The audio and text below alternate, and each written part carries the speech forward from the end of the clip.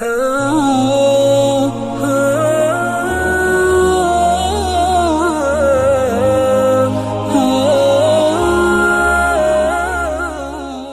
کے نیچے سبسکرائب کے بٹن پہ کلک کریں، بیل کے آئیکن پہ کلک کیجئے تاکہ ہر نئی ویڈیو کی نوٹیفیکیشن آپ کو ملے۔ جیسے کہ میں نے عرض کیا تھا، یہ فقہ کا چھوٹا سا ایک رسالہ ہے، کتابچہ ہے، اور مفتی اعظم ہند مفتی کفایت اللہ صاحب رحمۃ اللہ علیہ نے یہ مرتب فرمایا، اور اس میں بڑے بہترین جو ہے انداز سے انہوں نے جو ہے وہ مختصر اور جامع عنوان سے گویا کہ فقی مسائل کو بھی بیان کر دیا اور عقائد کے حوالے سے بھی تعلیم کی ہے۔ تو یہ جو ہے سوال جواب کے انداز میں، جیسے کہ بچوں کو اور طلباء کو جو ایک چیز سکھائی جاتی ہے، اس انداز سے اس کے اندر جو ہے وہ انہوں نے جمع فرمایا۔ لہٰذا میں نے جیسے عرض کیا تھا کہ اس کو ہم اسی طرح کریں گے، اور پھر اس کے بعد جو ہے پھر آگے اس کے بہشتی زیور کے مسائل بیان کریں گے۔ اسی طریقے سے مزید جیسے آپ ترقی کرتے چلے جائیں گے، انشاءاللہ آپ کو اس سے بڑی کتابیں اور بڑے مسائل پر گفتگو جاری رہے گی۔ پہلا حصہ تعلیم الاسلام کا، حضرت فرماتے ہیں بسم اللہ الرحمن الرحیم نحمدہ ونصلی علی رسول الکریم۔ سوال، تم کون ہو؟ تم کون ہو یعنی مذہب کے لحاظ سے تمہارا نام کیا ہے؟ تو گویا کہ یہ گویا کہ بچوں کو بھی بڑوں کو بھی، آج بڑے بھی بہت سے جو ہے ان چیزوں سے بہراور نہیں ہیں، تو تم کون ہو یعنی مذہب کے اعتبار سے۔ جواب، مسلمان، گویا کہ ہم مسلمان ہیں۔ سوال، مسلمانوں کے مذہب یعنی دین کا نام کیا ہے، یا تمہارے مذہب کا نام کیا ہے؟ جواب، اسلام۔ ظاہر ہے کہ یہ ایک معروف یہی عنوان ہے، انسان کہتا ہے اسلام۔ سوال، اسلام کیا سکھاتا ہے، یا اسلام کس مذہب کو کہتے ہیں؟ یہ آپ نے سوال کیا، اسلام کیا سکھاتا ہے؟ اب جواب، اسلام یہ سکھاتا ہے کہ خدا ایک ہے، بندگی کے لائق وہی ہے، اور حضرت محمد مصطفیٰ صلی اللہ علیہ وسلم خدا تعالیٰ کے بندے اور رسول ہیں، اور قرآن شریف خدا تعالیٰ کی کتاب ہے۔ اسلام سچا دین ہے، اور دنیا اور آخرت کی تمام بھلائیاں اور نیک باتیں اسلام سکھاتا ہے۔ اب دیکھیں، اتنے سے عنوان میں، اتنے پیراگراف میں حضرت نے اسلام کی پوری تشریح بیان کر دی ہے۔ اب آج دنیا میں کوئی بھی آپ سے پوچھے کہ بھئی اسلام کیا سکھاتا ہے، اسلام کی ٹیچنگز کیا ہیں، اب آپ سوچ میں پڑ جائیں گے یار اچھا کیا ہے، حضرت نے بتا دیا، بس یہ بول دو، یہ اسلام کی ٹیچنگز بیسک یہ عنوان، اس کے بعد مزید آگے سوال چلے گا، لیکن یہ یاد رکھنا بہت ضروری تاکہ آپ کو پتہ ہو کہ اسلام کیا سکھاتا ہے۔ جواب آپ دے سکتے ہیں، خدا اللہ کی بندگی سکھاتا ہے، اللہ کے سوا کوئی عبادت کے لائق نہیں، محمد صلی اللہ علیہ وسلم اللہ کے سچے رسول ہیں، قرآن اللہ کی کتاب ہے، اور اسلام سچا دین ہے، آخرت کی اور دنیا کی بھلائیاں سکھاتا ہے۔ اسلام کا کلمہ کیا ہے؟ جواب، اسلام کا کلمہ یہ ہے، لا الہ الا اللہ محمد الرسول اللہ۔ یہ اسلام کا کلمہ ہے کہ اللہ کے سوا کوئی عبادت کے لائق نہیں، اور حضرت محمد صلی اللہ علیہ وسلم اللہ کے رسول ہیں۔ تو یہ اسلام کا کلمہ ہے۔ ظاہر ہے کہ یہ کلمہ ایمان کو آپ بیان کر کے اپنے اسلام کو ظاہر کرتے ہیں کہ میں مسلمان ہوں۔ سوال، کلمہ شہادت کیا ہے؟ جواب، کلمہ شہادت یہ ہے، اشہد ان لا الہ الا اللہ و اشہد ان محمدً عبدہ و رسولہ۔ یہ کلمہ شہادت کہ میں گواہی دیتا ہوں یا گواہی دیتی ہوں کہ اللہ تعالیٰ کے سوا کوئی معبود نہیں، اور میں گواہی دیتا ہوں یا دیتی ہوں کہ حضرت محمد صلی اللہ علیہ وسلم اللہ تعالیٰ کے بندے اور اس کے رسول ہیں۔ تو گویا کہ پہلے حصے میں عقائد کے حوالے سے بنیادی چیزیں جو ہے وہ مفتی صاحب جو واضح کر رہے ہیں۔ سوال، ایمان مجمل کیا ہے؟ مجمل کہتے ہیں اجمالی، بریف ایمان کیا ہے، شارٹ میں بتائیے بریف۔ ایمان مجمل یہ ہے، آمنت باللہ کما ہوا باسمائہ و صفاتہ و قبلت جمیع احکامہ۔ ایمان لایا میں اللہ پر جیسا کہ وہ اپنے ناموں اور صفتوں کے ساتھ ہے، اور میں نے اس کے تمام احکام قبول کیے۔ یہ ایمان مجمل ہے، بریفلی آپ نے جو ہے وہ جو ایمان قبول کر لیا، کیونکہ اللہ کی تمام صفات جیسے اس کے احکام، اس میں ایمان لیا ہے، اس کو کہتے ہیں ایمان مجمل۔ اور میں نے جیسے کہ عرض کیا تھا پہلے بھی کہ اس کلمہ ایمان کو بھی دہراتے رہنا چاہیے، تاکہ اللہ تبارک و تعالیٰ کی کسی بھی صفت اور حکم کے بارے میں انسان کے دل میں کوئی وسوسہ و شبہ ہو تو اس ایمان کے اظہار سے وہ اس کا جو ہے گناہ وبال ختم ہوتا رہے۔ کیونکہ آج صبح شام انسان بہت سے سوالات اور کنفیوژن انسان کے دماغ میں آتے ہیں، تو اس لیے یہ تمام صفات اور اسماء اور احکام پر ایمان لانے کا اظہار جو انسان سچے دل سے کرتا رہنا چاہیے۔ ایمان مفصل کیا ہے؟ جواب، یہ تفصیلی ایمان، ایک ایک الگ الگ جز بیان کر دیا۔ آمنت باللہ و ملائکتہ و کتبہ و رسلہ والیوم الآخر والقدر خیرہ و شرہ من اللہ تعالی والبعث بعد الموت۔ یہ ایمان مفصل ہے کہ تفصیل کے ساتھ تمام جزیات کو بیان کر دیا۔ اب ہر ایک جزیے کی الگ تفصیلات ہیں، لیکن یہ جو ہے پوری تفصیل سے ایمان آ گیا کہ ایمان لایا میں اللہ پر، اس کے فرشتوں پر، اس کی کتابوں پر، اس کے رسولوں پر، قیامت کے دن پر، اور اس پر کہ اچھی اور بری تقدیر خدا تعالیٰ کی طرف سے ہوتی ہے، اور موت کے بعد اٹھائے جانے پر۔ دیکھو ابھی سورہ یونس میں آپ نے پڑھا کہ عقیدہ معاد کی کتنی اہمیت ہے۔ الیکم فرمایا کہ الیہ مرجعکم جمیعا، اس اللہ ہی کی طرف تم سب نے لوٹنا ہے۔ اور کیوں؟ لیجزی الذین آمنوا، تاکہ اللہ وہاں بدلہ دے سکے۔ تو وہ گویا کہ یہ مرنے کے بعد دوبارہ زندہ ہونا، اس کی علت یہی ہے تاکہ وہاں جو وہ اچھے کا بدلہ اچھا ملے اور برے کا جو وہ بدلہ برا دیا جائے۔ سوال، تمہیں کس نے پیدا کیا؟ جب ہمیں اور ہمارے ماں باپ اور آسمانوں اور زمینوں اور تمام مخلوق کو خدا تعالیٰ نے پیدا کیا۔ تمہیں کس نے پیدا کیا؟ ہمیں، ہمارے ماں باپ، آسمانوں اور زمینوں، تمام مخلوق۔ تو گویا کہ اجتماعی طور پہ سب کا ذکر کر کے بتا دیا کہ سب کو اللہ نے پیدا کیا۔ یہ قرآن کریم میں اللہ نے بھی اسی عنوان سے جواب دیا ہے۔ حالانکہ کہہ سکتے ہیں کہ تمہیں کس نے پیدا کیا؟ اللہ نے پیدا کیا۔ دیکھو نہیں، ماں باپ کو پیدا کیا، اس سے پہلے بھی پیدا کیا، آسمان کو پیدا کیا، زمین کو پیدا کیا، تاکہ کسی قسم کا وسوسہ نہ رہے کہ یار ہمیں تو پیدا کیا، ہو سکتا ہے ہمارے باپ دادا کو پیدا نہ کیا ہو، وہ تو ہمارے نگڑ دادا کو پیدا نہ کیا ہو، نہیں، فرمایا سب کو پیدا کیا۔ اسی اللہ تبارک و تعالیٰ نے بھی اسی عنوان سے سب کی جو ہے وہ تخلیق کا جو ہے دعویٰ فرمایا۔ سوال، اللہ تعالیٰ نے دنیا کو کس چیز سے پیدا کیا؟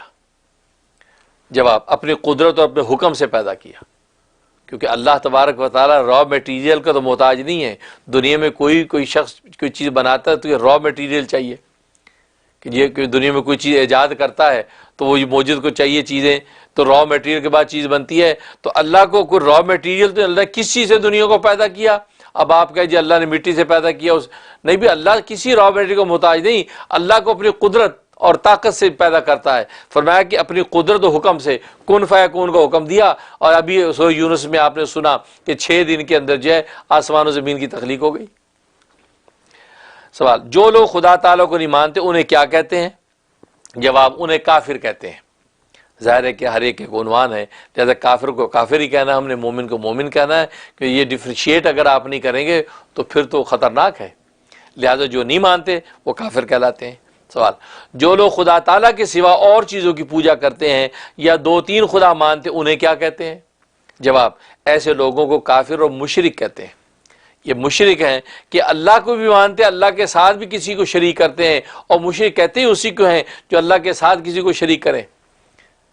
جو اللہ کو اس سرے سے نہ مانتے ہوں وہ تو دہری ایتھیسٹ ہیں، تو وہ تو اللہ کے وجود کے قائل نہیں ہیں۔ تو گویا کہ یہ اللہ کو مان رہے ہیں لیکن ساتھ اللہ کے شریک ٹھہرا رہے ہیں اس کی ذات میں، صفات میں، تو وہ شریک ساتھ، اس لیے ان کو مشرک کہا جاتا ہے۔ مشرک بخشے جائیں گے یا نہیں؟ جواب، مشرکوں کی بخشش نہیں ہوگی، وہ ہمیشہ تکلیف اور عذاب میں رہیں گے، کیونکہ اللہ تبارک و تعالیٰ نے قرآن کریم میں اس حقیقت کو واضح کر دیا کہ اللہ تبارک و تعالیٰ شرک کے علاوہ ہر گناہ کو معاف کر دے گا۔ ان اللہ لا یغفر ان یشرک بہ ویغفر ما دون ذلک لمن یشاء۔ اللہ تبارک و تعالیٰ شرک کے گناہ کو معاف نہیں کریں گے، اور شرک کے علاوہ جتنے بھی جو گناہ ہیں کبیرہ جتنے بھی ہوں وہ اللہ چاہے جس کے چاہے معاف کر دیں گے۔ اسے شرک جو بہت خطرناک چیز ہے، اسے شرک جو ہے کا شائبہ بھی انسان کے پاس نہیں پھٹکنا چاہیے۔ اس لیے فرمایا کہ مشرکوں کی بخشش نہیں ہوگی، وہ ہمیشہ تکلیف و عذاب میں رہیں گے۔ ہاں، دنیا میں اگر توبہ کر لی، توبہ کر کے دنیا سے چلے گئے، پھر ظاہر ہے کہ توبہ تو اللہ کے یہاں قبول ہوتی ہے، لیکن اس سے مراد یہ ہے کہ وہ مشرک جس نے شرک کیا اور بغیر توبہ کی دنیا سے چلا گیا، اب اس کی بخشش کی صورت نہیں ہے۔ سوال، حضرت محمد صلی اللہ علیہ وسلم کون تھے؟ جواب، حضرت محمد صلی اللہ علیہ وسلم خدا تعالیٰ کے بندے اور اس کے رسول اور پیغمبر تھے، ہم ان کی امت میں ہیں۔ ہم ان کی امت ہیں، وہ اللہ کے برگزیدہ ہیں، اللہ کے بندے بھی ہیں، رسول بھی، اور ہم ان کی امت ہیں۔ اور ظاہر ہے کہ امت جو ہے دو طرح کی ہے، ایک امت دعوت ہے، ایک امت اجابت ہے۔ امت دعوت کا مطلب وہ امت کہ جس کو نبی پاک صلی اللہ علیہ وسلم نے دعوت دی لیکن انہوں نے قبول نہیں کی۔ اس اعتبار سے مشرکین مکہ جو تھے، ابو جہل، عتبہ، شیبہ وغیرہ، یہ بھی امت ہیں لیکن امت دعوت ہے۔ آج بھی جو کفار نبی پاک کو نہیں مانتے وہ بھی امت ہے لیکن امت دعوت۔ لیکن ہم امت اجابت ہے، جنہوں نے آپ کی دعوت کو مان لیا، قبول کر لیا، تو یہ امت اجابت ہے۔ تو گویا کہ اگر آگے تفصیل میں جائیں تو یہ ایک امت دعوت ہے، دوسری امت اجابت ہے۔ تو نبی کریم صلی اللہ علیہ وسلم جو ہے وہ اللہ کے پیغمبر ہیں اور ہم ان کی امت ہیں، یعنی امت اجابت ہے، ہم نے ان کو مان لیا۔ سوال، ہمارے پیغمبر حضرت محمد صلی اللہ علیہ وسلم کہاں پیدا ہوئے؟ جواب، عرب کے ملک میں مکہ معظمہ ایک شہر ہے، اس میں پیدا ہوئے۔ ظاہر ہے کہ چھوٹے بچوں کے لیے تو ایک اہم سوال ہے، ان کو خبر ہونی چاہیے کہ کہاں پیدا ہوئے۔ یہ مکہ میں پیدا ہوئے۔ آپ کے والد اور دادا کا نام کیا تھا؟ جواب، آپ کے والد ماجد کا نام عبداللہ اور آپ کے دادا کا نام عبد المطلب تھا۔ سوال، ہمارے پیغمبر صلی اللہ علیہ وسلم اور پیغمبروں سے مرتبے میں بڑے ہیں یا چھوٹے ہیں؟ ظاہر ہے یہ سوال ایک بچہ تو کر سکتا ہے کہ بڑا کون ہے، کیونکہ آج دنیا کے اندر یہ فرق مراتب کا سلسلہ چلتا ہے، درجہ بندی چلتی ہے، یہ بڑا، یہ چھوٹا، اس کا یہ منصب ہے، پوچھ سکتا ہے کوئی؟ تو پوچھ لیا۔ تو جواب فرمایا کہ ہمارے پیغمبر صلی اللہ علیہ وسلم مرتبے میں سب پیغمبروں سے بڑے ہیں۔ لفظ مرتبے میں، عمر میں نہیں کہا۔ ظاہر عمر میں تو آپ سب کے بعد آ رہے ہیں، تو عمر میں بھلے چھوٹے ہوں لیکن یہ کہ آپ جب مرتبے میں سب سے بڑے ہیں اور خدا تعالیٰ کی ساری مخلوق سے زیادہ بزرگ ہیں، خدا تعالیٰ کی ساری مخلوق سے زیادہ بزرگ ہیں۔ اور ظاہر ہے کہ نہ صرف انبیاء بلکہ ساری مخلوقات جتنی بھی ہیں، ساری مخلوقات میں بعد خدا بزرگ تو یہ قصہ مختصر، یعنی پہلے خدا اس کے بعد مصطفیٰ، بس یہ شان ہے، اس کے بعد باقی ساری درجہ بندی ہے۔ لیکن اللہ کے بعد اگر کسی کا درجہ ہے تو سرکار دو عالم صلی اللہ علیہ وسلم کا مقام ہے۔ سوال، حضرت محمد مصطفیٰ صلی اللہ علیہ وسلم تمام عمر کہاں رہے؟ جواب، 53 سال کی عمر تک اپنے شہر مکہ معظمہ میں رہے، اس کے بعد خدا تعالیٰ کے حکم سے مدینہ منورہ چلے گئے، ہجرت فرمائی اور 10 سال وہاں رہے، پھر 63 سال کی عمر میں وفات پائی۔ تو گویا کہ آپ کی جو عمر ہے 63 سال، یہ وہ سنت عمر ہے کہ 63 سال کی عمر میں آپ اللہ سے جا ملے۔ سوال، اگر کوئی حضرت محمد صلی اللہ علیہ وسلم کو نہ مانے وہ کیسا ہے؟ جواب، جو شخص حضرت محمد مصطفیٰ صلی اللہ علیہ وسلم کو خدا تعالیٰ کا رسول نہ مانے وہ بھی کافر ہے۔ ظاہر میں نے بتایا توحید، رسالت، معاد سب کو ماننا ایمان ہے، تو گویا کہ وہ رسالت کو نہیں مانا تو وہ بھی کافر۔ سوال، حضرت محمد مصطفیٰ صلی اللہ علیہ وسلم کو ماننے کا کیا مطلب ہے؟ جواب، حضرت محمد صلی اللہ علیہ وسلم کو ماننے کا مطلب یہ ہے کہ آپ کو خدا تعالیٰ کا بھیجا ہوا پیغمبر یقین کرے اور خدا تعالیٰ کے بعد ساری مخلوق سے آپ کو افضل سمجھے اور آپ سے محبت رکھے اور آپ کے حکموں کی تابعداری کرے۔ اب دیکھیے یہ کتنے اہم سوال کا کتنا جامع اور معنی جواب دے دیا کہ محمد صلی اللہ علیہ وسلم کو ماننے کا کیا مطلب ہے۔ اب کوئی بھی پوچھ سکتا آپ سے، آپ کسی کافر کو، غیر مسلم کو یہاں امریکہ کی دنیا میں کہیں کہ جی آپ نبی کو مانیں، کہ جی کیا مطلب، اس ماننے کا کیا مطلب؟ آپ کو بتانا پڑے گا کہ اس کو اللہ کا نبی یقین کرے ہے اور ساری مخلوق میں سب سے افضل ماننے یقین کرے اور آپ سے محبت کرے اور آپ کے حکموں کی تابعداری کرے۔ تو کہا کہ 4 عنوان، آپ کو پیغمبر مانے، اللہ کا بھیجا ہوا نبی مانے، اس کے بعد جو فرمایا کہ ساری مخلوق میں افضل مانے، اور جو ہے اور اس کے بعد فرمایا کہ آپ سے محبت رکھے، اور چوتھا فرمایا کہ آپ کے حکموں کی تابعداری کرے۔ اب دیکھو یہ 4 عنوان ایک پیراگراف میں آپ نے بند کر دیے، یہ کتنے اہم ہیں ہمارے لیے کہ ہمیں یہ یاد ہونے چاہیے۔ اس لیے بظاہر یہ چھوٹا سا کتابچہ ہے لیکن یہ بہت خزانہ ہے کہ جو ظاہر ہے کہ مفتی اعظم ہند انہوں نے جب لکھا ہوگا تو کچھ سوچ کے لکھا ہوگا، جو اتنا بڑا سمندر اس میں سے انہوں نے کس طریقے سے وہ جو قیمتی موتی اکٹھے کیے ہیں اس کے اندر۔ اس سے اس کی اہمیت آج تک ختم نہیں ہوئی تعلیم اسلام کی۔ آج تک جو ہے مدارس کے اندر جو علم دین حاصل کرتے ہیں، درس نظامی کے نصاب کے اندر اس کو باقاعدہ پڑھایا جاتا ہے، کیونکہ دیکھو کتنے اچھے عنوان سے کتنے اہم سوال کا جواب آ گیا۔ سوال، یہ کیسے معلوم ہوا کہ حضرت محمد صلی اللہ علیہ وسلم خدا تعالیٰ کے پیغمبر ہیں؟ جواب، انہوں نے ایسے اچھے کام کیے اور ایسی ایسی باتیں دکھائیں اور بتائیں جو پیغمبروں کے سوا اور کوئی نہیں دکھا اور بتا سکتا۔ اب دیکھو یہ کتنی اہم بات ہے۔ کوئی بھی آج سوال کر سکتا ہے کہ اللہ تبارک و تعالیٰ کے پیغمبر ہیں وہ، یہ کیسے پتہ چلا، یا آپ کیسے پتہ چلا؟ جواب، انہوں نے بڑے اچھے کام کیے اور ایسی ایسی باتیں دکھائیں اور بتائیں. دکھائیں کا مطلب معجزہ دکھایا آپ نے، جو معجزہ پیغمبر کے علاوہ کسی سے آدمی کے ظاہر نہیں ہوتا، اور ایسی باتیں بتائیں جو پیغمبر کے علاوہ کوئی بتا نہیں سکتا. تو اس کا مطلب یہ ہے کہ وہ اللہ کے پیغمبر ہیں، لہذا ہم اس پر ایمان لاتے ہیں. اور یہی اب معجزے کا مقصد ہی ہوتا ہے کہ معجزے دکھائے جاتے ہیں تاکہ سمجھا جائے کہ یہ جو انسان کے بس کی بات نہیں، یہ خالق انسان ہی نے ان کے ہاتھ پہ جو ہے اس نصرت کو ظاہر کیا ہے، لہذا یہ واقعی اللہ کے برگزیدہ ہیں، اس پہ ایمان لایا جاتا ہے. اس لیے جو ہے یہ کتنا اہم سوال کا جواب چند سطروں میں دے دیا کہ انہوں نے ایسے اچھے کام کیے اور ایسی ایسی باتیں دکھائیں اور بتائیں جو پیغمبروں کے سوا اور کوئی نہیں دکھا اور بتا سکتا. سوال، یہ کیسے معلوم ہوا کہ قرآن شریف خدا تعالیٰ کی کتاب ہے؟ جواب، حضرت محمد مصطفیٰ صلی اللہ علیہ وسلم نے فرمایا کہ یہ قرآن مجید خدا تعالیٰ کی کتاب ہے اور خدا تعالیٰ نے میرے اوپر نازل کی ہے، یعنی اتاری ہے. یعنی محمد صلی اللہ علیہ وسلم نے یہ بتایا ہے کہ اللہ نے یہ کتاب نازل کی ہے مجھ پہ، لہذا آپ نے اس پیغام کو آگے پہنچایا. اس کا مطلب یہ ہو گیا کہ ظاہر ہے کہ یہ اللہ کی کتاب ہے. اور پھر ایسے مضامین اللہ تبارک و تعالیٰ کے اس قرآن کریم میں سامنے آئے کہ جو کسی انسان کے بس کی بات نہیں ہے، اس لیے ہمیں اس پر یقین آ گیا کہ یہ جو ہے اللہ تبارک و تعالیٰ کی بھیجی ہوئی کتاب ہے. سوال، قرآن مجید حضرت محمد صلی اللہ علیہ وسلم پر پورا ایک مرتبہ اترا یا تھوڑا تھوڑا اترا؟ ظاہر یہ بہت اہم سوال ہے. یہ سوال پیدا ہوتا ہے کہ تھوڑا اترا یا وہ اکٹھا ایک دم اتار دیا. جواب، تھوڑا تھوڑا نازل ہوا، کبھی ایک آیت، کبھی 2-4 آیتیں، کبھی ایک سورت، جیسی ضرورت ہوتی گئی اترتا گیا. تو گویا کہ ضرورت کے اعتبار سے نجمن نجمن وقتاً فوقتاً یہ اترتا چلا گیا. وہ جیسی ضرورت پیش آئی وہ آیت نازل ہوگی، کوئی واقعہ ہوا آیت نازل ہوگی، کوئی نیا حکم دینا آیت نازل ہو گئی. تو یہ ضرورت کے اعتبار سے تھوڑا تھوڑا اترا. اور یہ انداز جو ہے یہ اوقاف النفس ہوتا ہے. پہلے نبیوں کو جو کتابیں ملی ہیں وہ اکٹھی مل گئی، تورات اکٹھی مل گئی. لیکن یہ جو ہے ضرورت کے وقت جو پیغام آتے گئے یہ اوقاف النفس ہوتے ہیں، یہ دل کے اندر بیٹھ جاتے ہیں، اس پہ عمل کرنا بھی آسان ہوتا ہے، اس کو سمجھنا بھی آسان ہوتا ہے. اگر پوری کتاب اتار دیتے تو اس کو سمجھانا کو آسان بات نہ ہوتا. اس لیے یہ اللہ تبارک و تعالیٰ کی رحمت ہوئی، کیونکہ آخری کتاب ہے، اس کے بعد کوئی کتاب آنے والی تھی نہیں، اس لیے اس کو اس انداز سے اتارا گیا. سوال، کتنے دنوں میں پورا قرآن مجید نازل ہوا؟ جواب، 23 سال میں، 23 سال.